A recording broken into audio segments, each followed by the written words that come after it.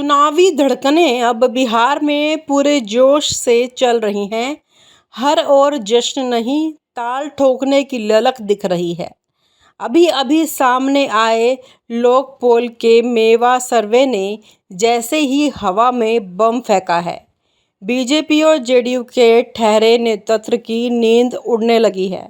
सर्वे कहता है कि इस बार एनडीए गठबंधन पिछड़ता दिख रहा है और महागठबंधन यानी इंडिया ब्लॉक की झोली में ज़्यादा सीटें जा सकती हैं। यह केवल आंकड़े नहीं, जनता की उन आवाज़ों का प्रतिबिंब है जो अभी तक दबे थे। यही ये आंकड़े सच साबित हुए तो बिहार की राजनीतिक तस्वीर पूरी तरह बदल सकती है। चुनाव की इस घड़ी में हर वोट हल्की सी हवा का झोंका मायने रखता है। जनता अब सिर्फ भाषणों से नहीं, आंकड़ों से प्रभावित हो रही है। सर्वे के सबसे पहले सीटों की संख्या के अनुमान पेश किए हैं। 243 सीटें वाले बिहार में सरकार बनाने के लिए 122 सीटों की जरूरत है। लोक पोल मेगा सर्वे के अनुसार एनडीए को 105 से 114 सीटें मिलने का अनुमान है। वह सिकुड़ता दिख रहा है और वहीं दूसरी ओर महागठबंधन इंडिया ब्लॉक को 118 से लेकर 126 सीटों के बीच की संभावित संख्या दी गई है। मतलब साफ है, यदि ये आंकड़े सही पाए गए तो महागठबंधन को सरकार बनाने का मौका मिल सकता है, लेकिन ये केवल अनुमान है। चुनाव की प्रक्रिया में छोटे छोटे पलटवे संभव है। वोटों के बंटवारा, प्रत्याशियों की लोकप्रियता, बूथ स्तर की लड़ाई, ये सभी परिणाम को प्रभावित कर सकते हैं। अब वोट प्रतिशतों की बात करते हैं। आंकड़ों के अनुसार एनडीए को लगभग 38% से लेकर 41% वोट मिल सकते हैं। वहीं गठबंधन को 39% से लेकर 42% वोट मिलने की संभावना बताई गई है। इसमें फ़र्क ज़्यादा बड़ा नहीं है, लेकिन छोटी सी दर में भी जीत या हार तय हो सकती है। बाकी मतदाता अदर्स के लिए 12% से लेकर 16% की संभावनाएं पेश की गई है। मतलब तीसरी ताकतों की भूमिका भी निर्णायक हो सकती है। वह वोट यानी महागठबंधन या एनडीए की ओर झुके तो दिशा पलट सकती है। अगर एनडीए 105 से लेकर 114 सीटों पर टिकता है तो महागठबंधन 118 से लेकर 126 सीटें लेता है, तो स्पष्ट हो जाएगा कि बेहतर गठबंधन ने बाजी मारी। लेकिन मत प्रतिशत और सीटों के बीच के अंतर को तोड़ने वाली लड़ाइयाँ सबसे दिलचस्प होगी। चुनाव रणनीतिकारों की योजनाएं, बूथ स्तर की मशीनरी और स्थानीय समीकरण इस टक्कर में नए मोड़ ला सकते हैं। अब हम बात करते हैं प्रधान मुकाबले की। राजद और जेडीयू के बीच टक्कर। लोकपोल के अनुसार जन सुराज प्रशांत किशोर की पार्टी इस बार बड़ी भूमिका नहीं निभा पाएगी। उसे बड़ी टक्कर नहीं दी गई है। चुनावी मैदान में जन सुराज की भूमिका पर नजर डालते हैं।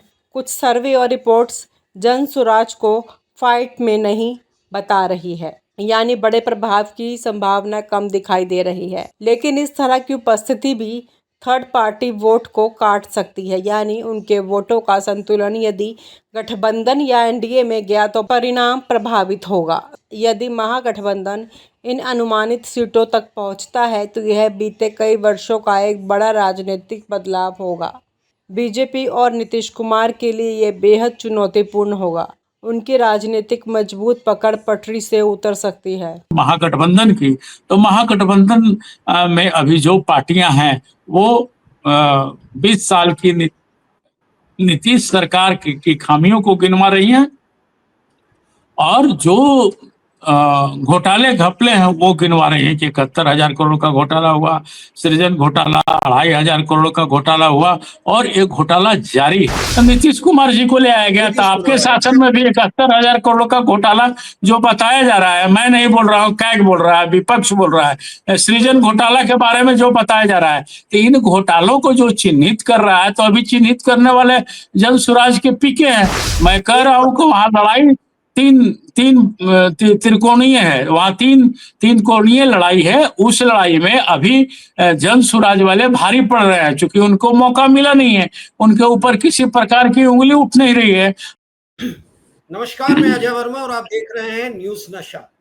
तो अब सबसे बड़ा मुद्दा जो आज की तारीख में इस देश को कहीं ना कहीं इन्फ्लुएंस कर रहा है, ये हिला दे रहा है, वो है बिहार का चुनाव।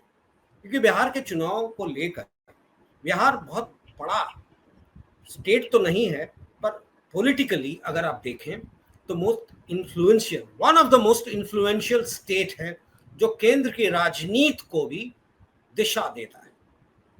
अब आज की तारीख में आप देख लें, मोदी जी की सरकार है, बैक्ड बाय हूम?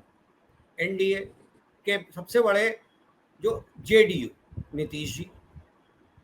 टीडीपी की बात आप छोड़ दें, नीतीश जी जेडीयू, यानी कि बिहार में अगर नीतीश जी यानी कि जेडीयू को नंबर कम मिलता है तो बीजेपी के लिए मुश्किल है, ज्यादा मिलता है तो भी मुश्किल है।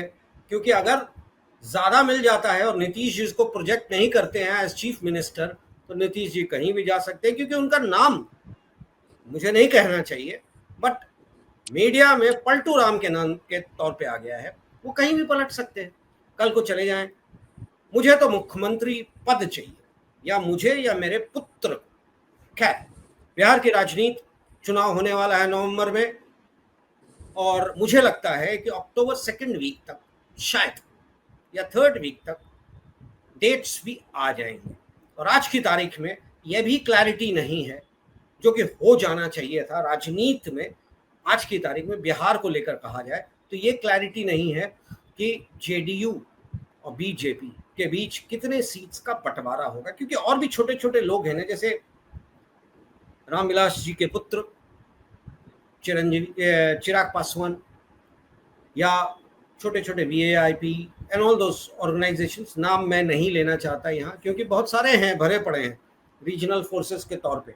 दूसरी तरफ कांग्रेस और आरजेडी, इनके बीच में लड़ाई चल रही है। लड़ाई मतलब मीडिया में आपस में क्या हो रहा है गॉड नोस, बट मीडिया जो दिखाता है, जो टेलीविजन या प्रिंट में आप देखते हैं, उसके हिसाब से देखें तो राहुल और लालू जी के पुत्र तेजस्वी के बीच जम के घमासान चल रहा है कि भैया मुख्यमंत्री का पद किसको होगा, किसको कितना सीट मिलेगा, कौन कितने जगहों से लड़ेगा, कौन कहां से लड़ेगा, नहीं लड़ेगा, चल रहा है। राहुल जी हैं कांग्रेस के एयर, यानी कि राजीव गांधी के पुत्र, सोनिया जी के पुत्र, कांग्रेस के सर्वेसर्वा। दूसरी तरफ बिहार में तेजस्वी जी आरजेडी के में हैं, लालू जी के पुत्र आरजेडी के सर्वेसर्वा।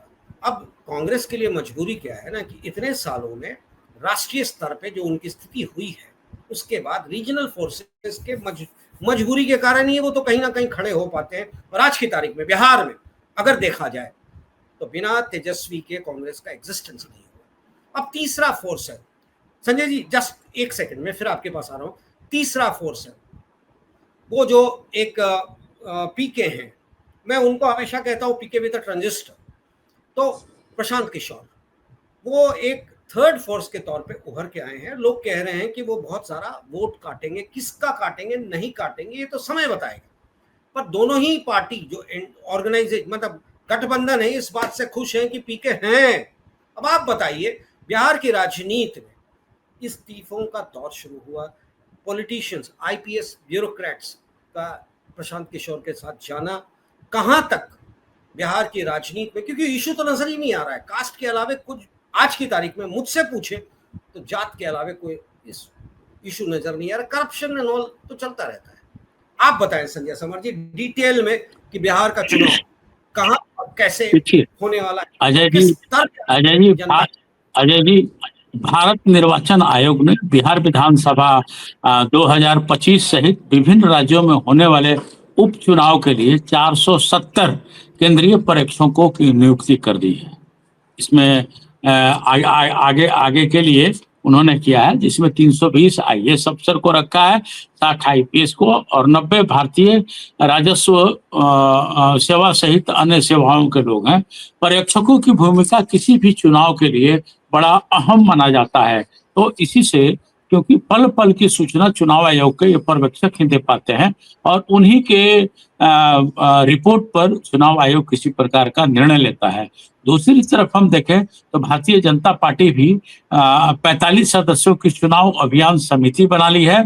बिहार के जो भारतीय जनता पार्टी के प्रदेश अध्यक्ष हैं डॉक्टर दिलीप कुमार जायसवाल, उन्होंने समिति बना करके और एक बताया है कि ये जो 45 आदमी की जो सदस्य समिति बनी है, इसमें हर लोगों को रखा गया है और हर लोगों का हिसाब से रखा गया है ताकि सोशल इंजीनियरिंग भी बन पाए। दूसरी तरफ हम देखें अजय जी, तो महागठबंधन के दीपंकर भट्टाचार्य हों या फिर तेजस्वी यादव ने सरकार को फिर आड़े हाथ लिया है। तेजस्वी यादव ने कहा है कि चुनावी घोषणाएं जो एनडीए कर रही है, चाहे नीतीश जी करें चाहे नरेंद्र भाई मोदी जी करें, ये दोनों की घोषणाओं को से जनता को जो लाभ मिलेगा उस पर टोटल खर्च लगभग 7 लाख करोड़ रुपए होंगे, जबकि बिहार का बजट 3-3.5 लाख करोड़ का बनता है। ये जो घोषणा हुई है वो 7 लाख करोड़ रुपया आएगा कहाँ से, ये तेजस्वी जी का सवाल है। दूसरी तरफ हम देखें तो चारों तरफ से घिरे हुए हैं बिहार के उप मुख्यमंत्री सम्राट चौधरी जी। सम्राट चौधरी ने तिरुपति की तर्ज पर मोकामा में एक भव्य मंदिर बनाने की घोषणा की है और उसके लिए लगभग 10 एकड़ जमीन हस्तांतरित भी कर दिया है। उन्होंने कहा है कि गंगा नदी के किनारे मोकामा शहर प्राचीन काल से अंग, मगध और मिथिला तीनों जनपदों में संगम स्थल के रूप में एक ऐतिहासिक और पौराणिक महत्व रखता है, इसलिए यहाँ कुछ व्यवस्थित और ये काम होना चाहिए। अजय जी, भारतीय जनता पार्टी एनडीए फिर वही धर्म की बात लेकर के सामने आएगा जो दिखाई दे रहा है और धर्म के नाम पर ही आगे बढ़ेगा भी।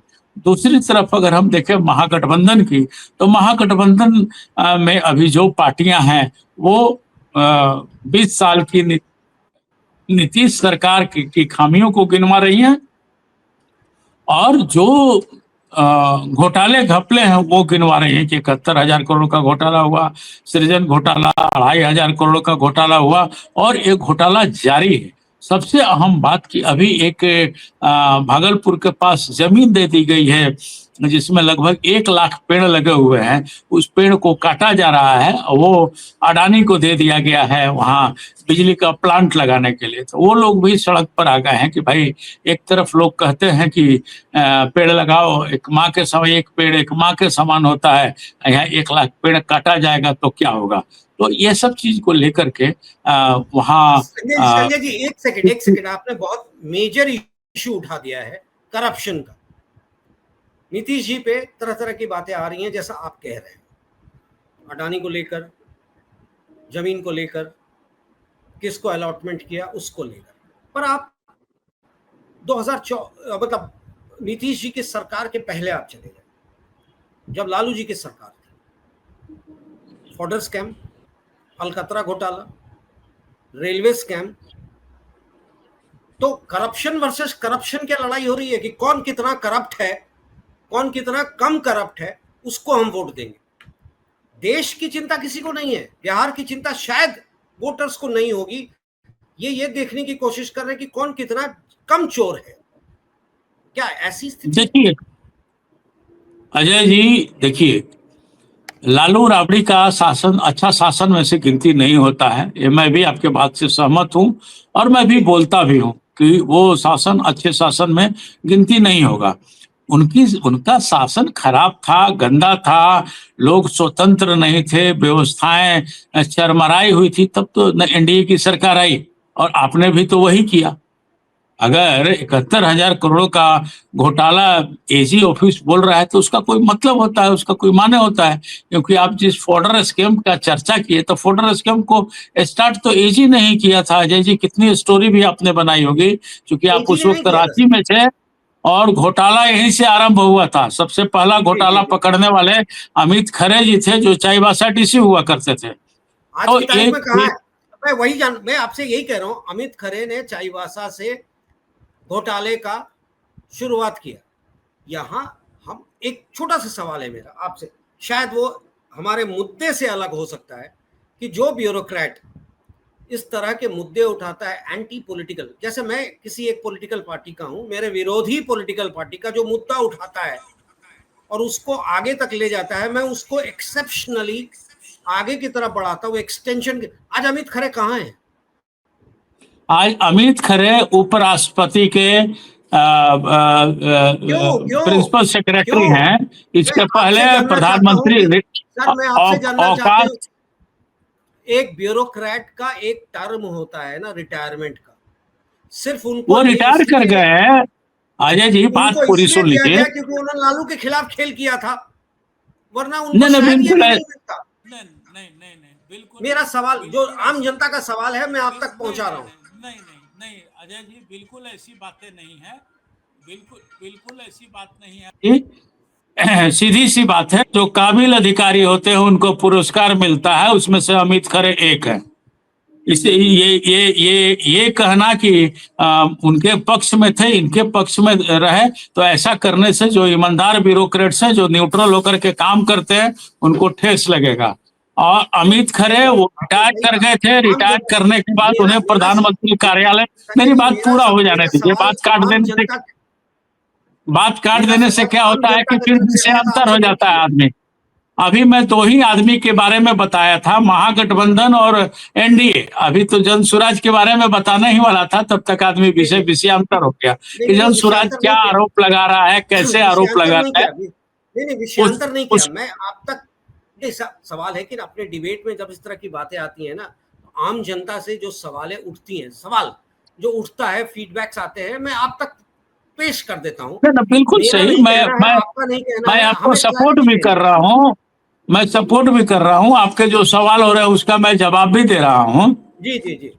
तो अमित खरे को पुरस्कार स्वरूप ये सारे पद मिले हैं। भला कौन उपराष्ट्रपति का प्रिंसिपल सेक्रेटरी बनना चाहेगा? रिटायरमेंट के बाद भला कौन प्रधानमंत्री सेक्रेटरीट में रहना चाहेगा? तो इसलिए जो अच्छे अधिकारी हैं अजय जी, उनको कोऑपरेट करने की जरूरत है। कि बिहार में एसटी एससी के लिए रिजर्व सीट्स है। चिराग पासवान किसके पुत्र हैं आपको भी पता है, उनकी माता कौन थी ये भी पता है आपको। उसी तरह से और भी लोग हैं, या लालू के पुत्र ओबीसी में आते हैं। कहीं ना कहीं रिजर्वेशन का फायदा, बाप फादर एक अच्छे पोजीशन पे थे पॉलिटिकली, मुख्यमंत्री थे, केंद्र के नेता थे, वेल एस्टैब्लिश्ड हैं, घर अच्छा चल रहा है, परिवार सुखी है। पर हमें जीतने के लिए फिर रिजर्वेशन में का फायदा लेना है, क्योंकि हम है रिजर्व्ड कास्ट। तो रिजर्वेशन अनवांटेड है इस देश में आज की तारीख में, पॉलिटिकली भी। क्यों एसटी एससी को आपने कॉन्स्टिट्यूशन के हिसाब से सीट्स रिजर्व की है? इसलिए रिजर्व किया ना आपने कि वहां पर जो रहने वाले लोग हैं, जिनको वो उचित चीजें नहीं मिल पा रही हैं, वो ऊपर आए और अपनी बात करें, पार्लियामेंट में हो या लेजिस्लेटिव असेंबली में हो या लेजिस्लेटिव काउंसिल में हो, जिसकी उनकी बात सुनी जा सके। पर आज की तारीख में इन्हीं रिजर्व्ड कंस्टिट्यूएंसी से वो लोग आते हैं जो करोड़ों का जिनके पास प्रॉपर्टी है, फिर वो क्या बात करेंगे आम आदमी के? बिहार में यही हो रहा है आज की तारीख, बिहार ही नहीं पूरे देश में यही हो रहा है। मैं आपसे जानना चाहता हूं कि एससी एसटी के सीट्स पे ये लड़ने वाले जो कैंडिडेट्स हैं, उनको कितनी तरजीह देनी चाहिए पॉलिटिकल पार्टीज को, क्योंकि उनकी मजबूरी है, सीट्स लेने हैं, नंबर्स लेने हैं, सरकार बनानी है। पर आम जनता के हिसाब से कितनी तरजीह देनी चाहिए? जी संजय जी। देखिए अजय जी, इसमें राजनीतिक दल की गलती है, और अपना कानून, अपना संविधान वैसा बना हुआ है तो भाई उसका पालन भी करना है। राजनीतिक दल को भी चाहिए कि हाँ भाई, हम वैसे लोगों को तरजीह दें जिनका विकास हो सके। अब इस तरह के आरक्षण से, आपने सही कहा, गोल गोल घूम करके सिर्फ दो चार लोग के पास ही ये स्थितियां बन पाती हैं और बाकी गरीब के गरीब ही रह जाते हैं लोग। इसी से मैंने कहा कि आरक्षण से देश कमजोर हो रहा है। इसी बात को लेकर के मैंने कहा। अब आपने बिल्कुल सही कहा कि लालू प्रसाद यादव, राबड़ी देवी उनके बेटे हो गए, तेजस्वी, मीसा भारती, तेज प्रताप, अब ये लोग भी नेता हो गए। आजकल देखिए तेज प्रताप का भी प्रवचन चल रहा है। वो भी गली गली घूम करके प्रवचन दे रहे हैं। तो जनता को जात पात धर्म से उठ करके राष्ट्र हित समाज हित की बात सोचनी होगी और करना होगा। हम चले आए अजय जी जन सुराज पर। जन सुराज बीच का रास्ता अपना करके जितनी खामियां गिनवा रहा है महागठबंधन की, उतनी ही खामियां गिनवा रहा है एनडीए का। खुद पीके कहते हैं कि कांग्रेस को अलग हट जाना चाहिए। कांग्रेस को किसी न किसी प्रकार से मैं सहयोग करना चाहता था, लेकिन कांग्रेस तैयार नहीं हो पाया, क्योंकि कांग्रेस राष्ट्रीय पार्टी है, उसने कुछ किया है। लेकिन ये लोग का जो महागठबंधन है, उस महागठबंधन के कारण कांग्रेस का कद गिर रहा है। हालांकि एसआईआर जैसे मुद्दे को उठा करके कांग्रेस अपना कद बिहार में काफी बड़ा बना लिया है, लेकिन वो जो आपने कहा कि आपस में सीटों को लेकर के जो खींचतान चल रहा है, भीतरघात हो रहा है, मनमुटाव की स्थिति पैदा हुई है, वो बिल्कुल सीटों को लेकर के ही हो रहा है अजय जी। इस बीच से जो एक चीज संजय जी, पीके की बात आपने की। पीके बड़े अच्छे हैं, मैं नहीं कहता कि वो गलत है या क्या है, क्योंकि वो पहली बार राजनीति में बिहार में उतरे हैं अपनी टीम के साथ। पर उनके साथ जो जुड़े लोग हैं उनकी बात हम कर लें। ब्यूरोक्रेट्स जिंदगी भर कहीं ना कहीं कमाए और आज जन स्वराज के नेता बन गए। खैर, उसमें भी मैं नहीं जाना चाहता। आज की तारीख में वो बीजेपी को या कांग्रेस को या जेडीयू को या आरजेडी को कहीं ना कहीं अटैक करते हैं। पर पूरे 15 साल आप देख लें, 2014 से शायद मैं पीके को सुन रहा था, क्योंकि पीके का उसके पहले एग्जिस्टेंस था ही नहीं। सडनली पीके आ गए, पीके प्रशांत किशोर के सही से सेफोलॉजिस्ट हो गए, सर्वे करने लगे, कभी किसी पार्टी के लिए, कभी किसी पार्टी के लिए, कभी किसी पार्टी के लिए। तो सवाल मेरा उठता है कि सारे सर्वे करने के बाद उनको इंटरनली शायद समझ में आ गया होगा कि राजनीति का क्या रीजन है, कैसे राजनीति में खड़े हो सकते हैं। पर सवाल उठता है कि ये फंड्स कहां से आ रहे हैं, क्योंकि वो तो नौकरी कर रहे थे नेशंस में और इधर उधर से पैसा कमा रहे थे। याद नहीं, उन्होंने कुछ ज्यादा ही कमा लिया, क्योंकि चुनाव ऐसे थोड़ी लड़ा जाता है और पार्टी खड़ा करना छोटी बात नहीं है ना संजय जी। करोड़ों का मामला होता है, कहां से आ रहा है ये पैसा भैया? सुन लीजिए, जवाब सुन लीजिए। 21,000 रुपया ले रहे हैं एक कैंडिडेट के लिए, अभी ये ओपन ले रहे हैं, और उस 21,000 रुपये जमा करने से इनके पास 25 करोड़ रुपए हो गए। अभी जो वो अपना डेटा दे रहे हैं, मैं नहीं बोल रहा, वो जो अपना डेटा दे रहे हैं उसकी बात मैं कर रहा हूं। और अजय जी, चुनाव में पैसों की जरूरत क्या है? एक नंबर बात, पैसों की जरूरत तब होगी जब 2 नंबर काम करेंगे। अगर कोई पार्टी कहता है कि हम पैसे अपने कैंडिडेट से जुटाएंगे और 243 सीट पर देंगे, 10,000 उनके यहाँ आवेदन पड़ा है, 10,000 गुने 21,000 कर लीजिए तो 25 करोड़ रुपया और डेटा दे रहे हैं। मैं उनकी बात मैं बता रहा हूँ। एक सेकंड 21,000 रुपए ले रहे हैं पर 21,000 रुपए ले रहे हैं शायद ना? जी बिल्कुल 21,000 रुपया ले रहे हैं और घोषणा करके ले रहे हैं। अपने पास कितने सीट हुए बिहार में? 243 सीट है, उसके लिए 10,000 आवेदन उनके यहाँ पड़े हैं। हाँ, तो 5,147 5187 मैंने 5 लाख 25 करोड़ हुआ है अजय जी। आप मैं जो बोल रहा हूँ कैलकुलेशन करें तो 51 लाख आ रहा है। कैलकुलेशन आपका कैलकुलेशन गलत है। 21,000 गुने 21,000 गुने 10,000 कीजिए, कितना आ रहा है? नहीं, हमने आपको 21,000 रुपए दिया, आपने मुझे टिकट नहीं दिया, तो मुझे वापस करोगे ना? नहीं, वो क्या करना है, वो तो नहीं। रेलवे में आप एग्जामिनेशन में जो पोस्टल ऑर्डर लगता है तो नौकरी नहीं मिलती है तो लौटाया जाता है क्या? कि आप शुरुआत के कैंडिडेचर के लिए 21,000 रुपए डाल दें, मिल गया, 10 में से 1 आपको मिल गया तो आपको हो गया। उसके बाद आप जो कर रहे हैं, पर जो 9 लोगों का 21,000 रुपया है वो फॉरफीट हो जाता है। यही कहना चाह रहे हैं आप? अजय जी, ये तो कम से कम बोल रहे हैं कि हम 21,000 रुपया ले रहे हैं, हमारे यहाँ 10,000 कैंडिडेट आए। यहाँ जो जनसुराज वाले बात सुन लीजिए, जो जनसुराज वाले आरोप लगा रहे हैं कि अशोक चौधरी की बेटी ने टिकट खरीदा है, तो कितना में खरीदा है वो तो बात सामने आ ही नहीं रही है। आप भी पता इस ही बात है। को जानते हैं कि एक टिकट सेकंड, बिकता है। संजय जी वो तो पता तो ही है कम कि से कम कांग्रेस, ये आदमी बोल रहा है कि हाँ भाई हम कांग्रेस में 21,000 रुपया ले रहे हैं, तो जेन्युइन बात बोल रहा है। इसको संजय इसको जी, संजय जी एक सेकंड के लिए, संजय जी कांग्रेस में, बीजेपी में, जेडीयू में, XYZ किसी पॉलिटिकल पार्टी की बात कर ले, अगर आज मैं अपना एप्लीकेशन देता हूं कि मैं एमएलए के लिए लड़ना चाह रहा हूं, एमपी के लिए लड़ना चाह, तो करोड़ से कम खर्च नहीं मांगेंगे। ये आपको भी पता है, ये सच्चाई है। हमें करोड़ से कम नहीं खर्च कर सकते अब हैं हम अब चुनाव के लिए। अब अब और अगर अब 21,000 आगे की बात करें, ऐसा है, अब आगे बढ़ने दीजिए। जी जी बताएं। तो वो 21,000 रुपया ले रहे हैं, 10,000 आवेदन चले आए हैं उनके यहाँ। इसके अलावा उन्होंने जो दावा किया है कि हमारे जो कैंडिडेट रहेंगे सब फ्रेश कैंडिडेट रहेंगे, ऐसा कोई कैंडिडेट नहीं रहेगा कि यहाँ टिकट नहीं मिला तो यहाँ चले आए और यहाँ टिकट नहीं मिला तो यहाँ चले आए।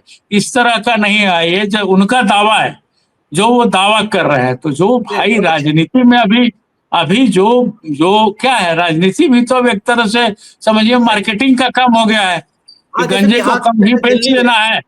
दिल्ली में गंज अरविंद केजरीवाल ने यही मार्केटिंग करके 2 टर्म मुख्यमंत्री बने रहे। और आप ये बात प्रधानमंत्री नरेंद्र मोदी के लिए क्यों नहीं बोल रहे हैं नहीं, अजय नहीं, जी? नहीं, इसमें कहा कि राष्ट्रीय आप स्तर की आप बात नहीं आप है। केजरीवाल को बोल रहे हैं, तो आप नरेंद्र मोदी को क्यों नहीं बोल रहे हैं? आप अमित शाह को क्यों नहीं बोल रहे हैं अजय नहीं, जी? नहीं, मैं इसलिए कहा कि आप स्टेट की बात बात कर कर रहे रहा हैं हूँ। तो गोदी मीडिया टाइप बात नहीं हो, बात नहीं, जेन्युइन हो मोदी मीडिया जाएगी। टाइप नहीं बात कर रहा हूँ, मैं नहीं स्टेट तो की फिर बात वही कर रहा बात, हूँ। आपको मैं राष्ट्रीय केजरीवाल स्तर पर दिखाई नहीं दे बात रहे कर रहा हूँ। हैं और भारतीय जनता पार्टी नहीं दिखाई दे रही है अजय जी। नहीं, मैं राष्ट्रीय आप स्तर की बात उदाहरण ही नहीं कर दीजिए रहा हूँ, उस चीज को स्टेट दीजिए। की बात कर रहा और हूँ। और संजय जी मैं जब सिर्फ सही स्टेट की जवाब बात कर सुनना चाहते हैं तो सही सवाल भी आने चाहिए। रहा हूँ। तो सही केजरीवाल सवाल झूठ है बोल मेरा। दिया तो क्या 15 लाख रुपए आपके घर में गए? 15 लाख रुपए गए, 2 करोड़ रुपया, 2 करोड़ नौकरी लगी।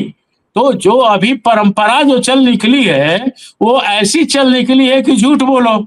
और वो लोग जो बोलते हैं आपके चैनल पर, मैं वही बात बोलता हूं, मैं अपनी बात सही तो बात कुछ बोल नहीं रहा हूं। है। नहीं, और सही मैं बात है आपको आपकी। याद दिलाया कि भाई जो लोग कहते हैं तो उनका भी उदाहरण होना चाहिए ना भाई। नहीं, सही बात, अब सही अब बात। अब अब आप चले तो ये जो बोल रहे हैं वादा जो हुआ था, मान लीजिए कांग्रेस बहुत खराब थी, मैं भी कहता हूं कि खराब थी, तब तो मोदी जी को ले आया गया।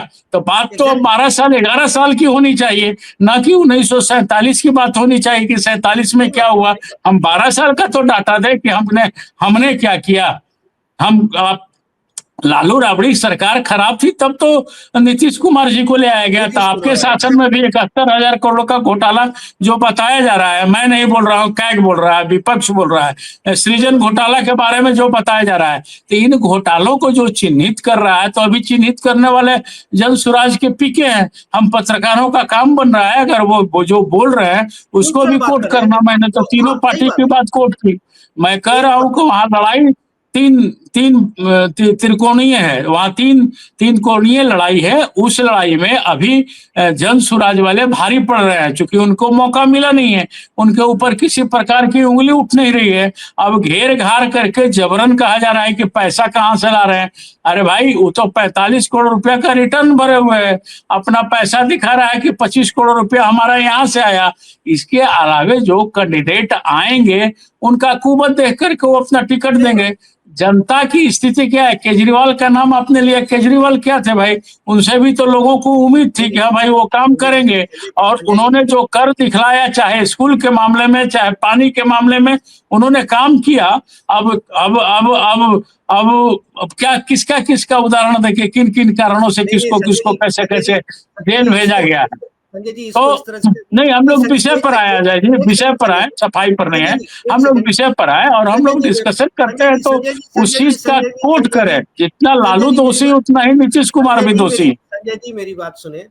मैं जी किसी को किसी तरह से आरोपित नहीं कर रहा, मैं जस्ट इश्यूज के तौर पे, क्योंकि स्टेट से स्टेट का मामला था, एक बातें आती हैं, मैं आपसे जानना चाहता था, क्योंकि आप ये तो हमारे एक वरिष्ठ मैंने इसी से बताया पत्रकार भी हैं, आपको। गेस्ट हैं। आपने और आपके आपने और जानना आप चाहा तो सुनिए मैं सुनिए और आप नहीं, आपके हर आपके वर्जन को, दर्शकों को आपके हर मैंने स्टेटमेंट, बताना चाहा कि देखिए क्या क्या स्थितियां हैं। मैं कह रहा हूं आपके हर स्टेटमेंट को हम ऑनेस्टली ऑनर करते हैं, क्योंकि हमारे व्यूअर्स के लिए यही जरूरी है। जो आपने कहा, क्योंकि हम चाहते हैं कि इस तरह की बातें सामने आए। क्योंकि मैं एज एन एंकर, मैं आम जनता में जो बातें आती है, वायरल होता है, सोशल मीडिया पे होता है, एक सवाल के तौर पे अपने गेस्ट के सामने डालता हूँ, और हमारे गेस्ट का काम होता है उसको क्लैरिफाई करना अपने व्यूअर्स के लिए। आपने बहुत तरीके से सारी चीजों को रखा बिहार के मुद्दे पे। और आप हमसे जुड़े रहने के लिए सब्सक्राइब करें YouTube पर, फॉलो करें Twitter पर और लाइक करें Facebook पर। और ज्यादा जानकारी के लिए आपको टाइप करना होगा सिर्फ न्यूज नशा।